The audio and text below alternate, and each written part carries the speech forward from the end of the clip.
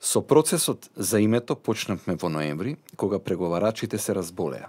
Сега сме декември, а следната средба е закажана дури за крајот на јануари, истакнал на брифингот со дипломатските уредници и новинари во Атина, шефот на грчката дипломатија Никос Кодзијас, одржан пред неколку дена.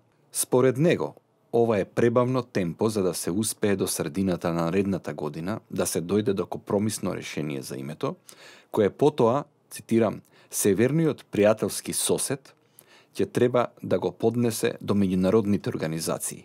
2019 година е изборна и таа нема да биде добра за решавање, што значи проблемот со името ќе биде оставен дури за 2020 година, смета Кодзијас, кој вели дека ако тоа и одговара на Македонија и незините евроатлантски аспирации, во ред. Прашањето за името и за односите со Република Македонија беа во фокусот на овој брифинг, но како клучно беше истакнато и интегрирањето на Албанија во ЕУ.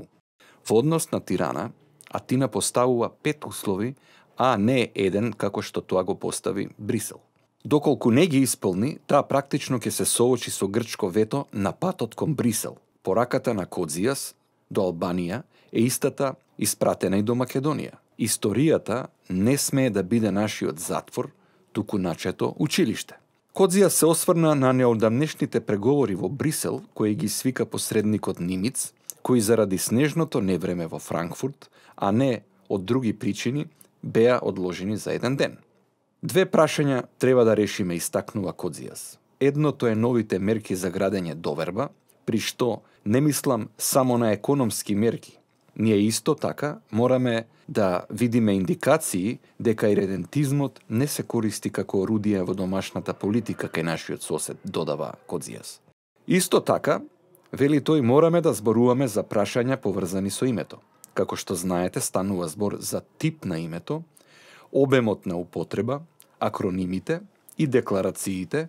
А што се однесува до последново, имаме трговски декларации, кои мислам дека бидејќи се комплексно техничко прашање, нема да можат во моментов да се решат со какви било преговори.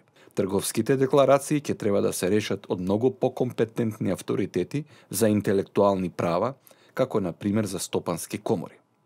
Кодзијас уште еднаш повтори дека евроатлантските перспективи се можни само со решение на проблемот со името. Потоа, за можната посета на премиерот Заев на Атина, Кодзијас рече дека за да има таква посета треба да има и вистински напредок во преговорите.